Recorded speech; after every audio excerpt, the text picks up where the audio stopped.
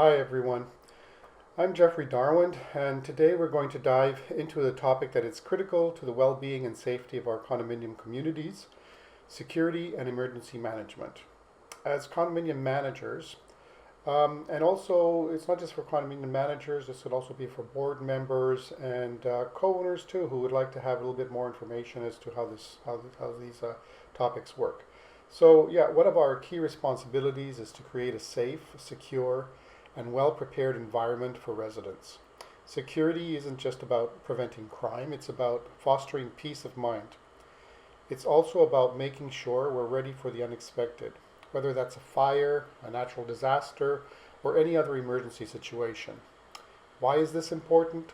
Simply put, when we manage security and emergency response effectively, we protect lives, prevent injuries, and minimize potential property damage. This is essential not only for safeguarding our residents, but also for protecting the property's value and reputation. Inadequate planning can lead to severe consequences that impact the entire community. We'll explore various aspects of security measures, from physical systems like surveillance and access controls to policies and resident engagement strategies. On the emergency side, we'll look at different scenarios, from fires to natural disasters and even cyber threats. You'll learn how to develop and implement comprehensive emergency response plans, coordinate with first responders, and keep calm under pressure. Let's continue on to managing security services and systems.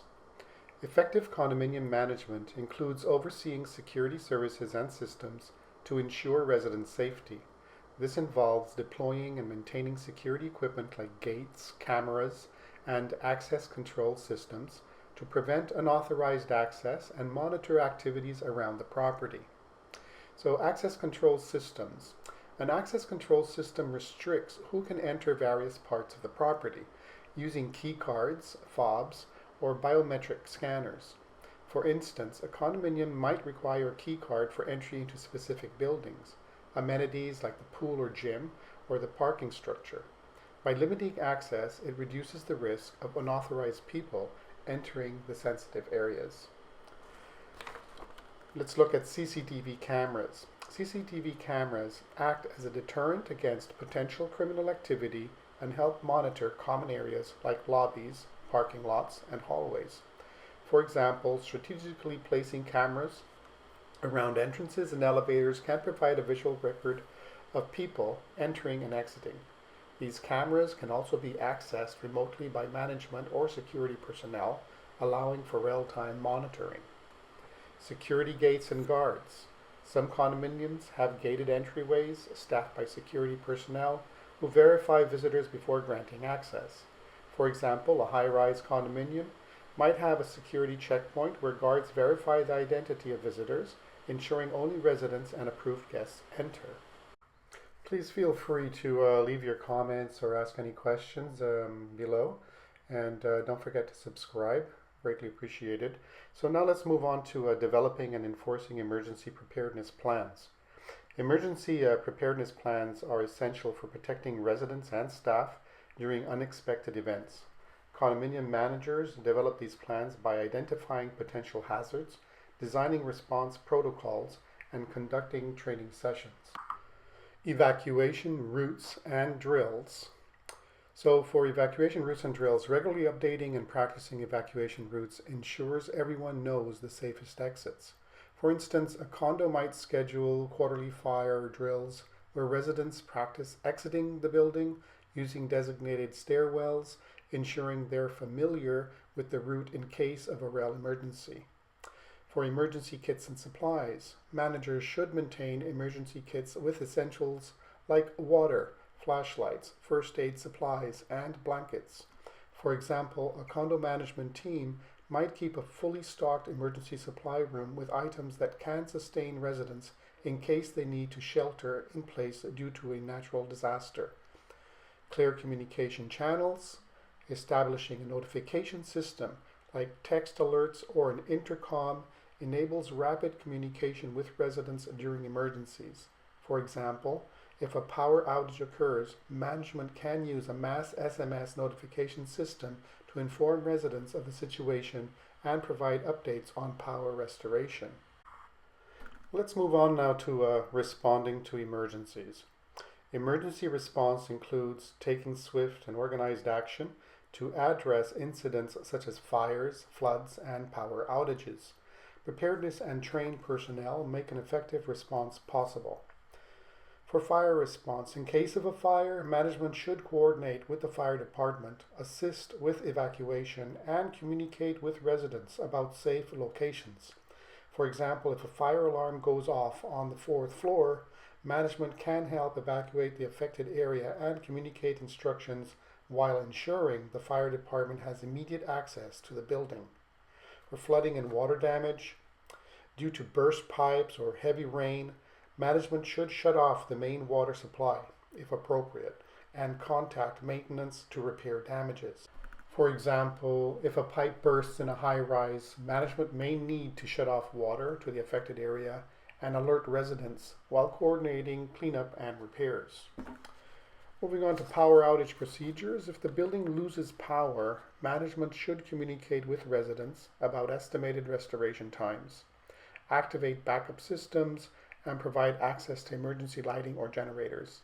For instance, during a storm-induced blackout, management may activate a generator that powers essential areas like hallways, stairwells, and elevators to ensure resident safety.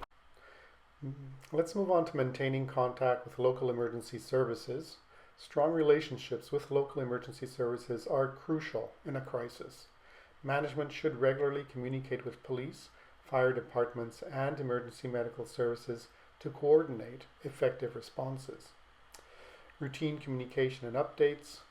Building management should stay in touch with local emergency services to ensure they have the latest information on property layout, resident demographics, and access points. For example, a management team may hold an annual meeting with the fire department to review the building's emergency access points and floor plans. Coordinating with local police and fire departments to conduct joint training exercises can enhance preparedness. For example, a condominium might invite the local fire department to do a walkthrough, familiarizing them with the building layout and discussing specific evacuation strategies, which can significantly improve response times in a rail emergency.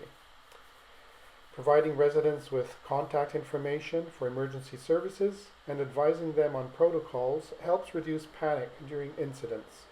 For instance, management could distribute a quick reference guide containing contact details and emergency procedures, so residents know how to report emergencies directly to local authorities if needed. So to conclude, security and emergency management are foundational to maintaining a safe environment for condominium residents and protecting assets.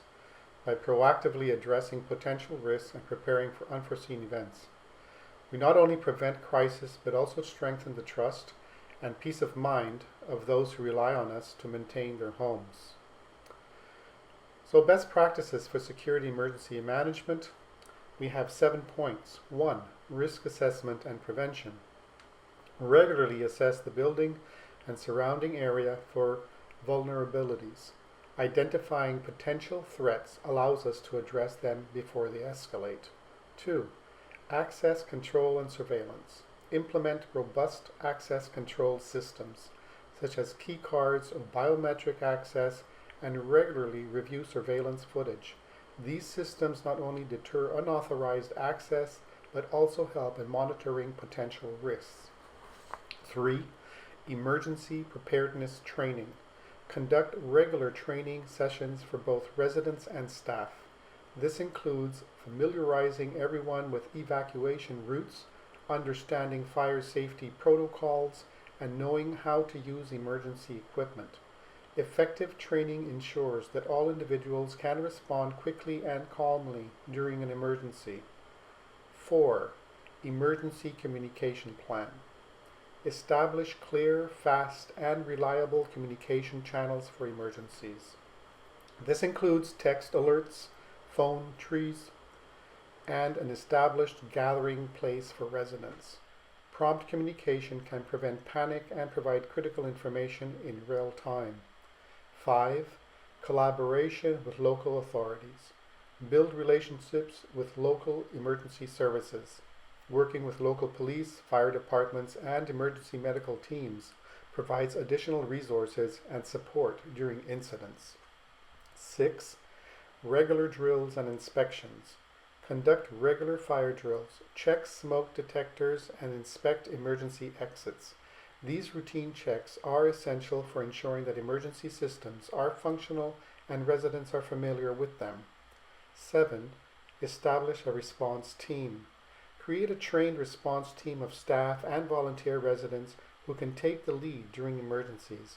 A team approach strengthens the building's ability to respond effectively. As condominium managers, our role in ensuring the security and safety of our communities is crucial. By staying informed, prepared, and proactive, we are better equipped to protect our residents and create a living environment where everyone feels safe and valued. Prioritizing these best practices helps build a resilient community that can weather any challenge, reinforcing trust and fostering peace of mind among residents. Hoping that this presentation has proved useful to you in understanding the importance of the role that security, emergency, and emergency management plays in condominium management. Hit the subscribe button to stay informed on my other videos. Thank you so much for watching.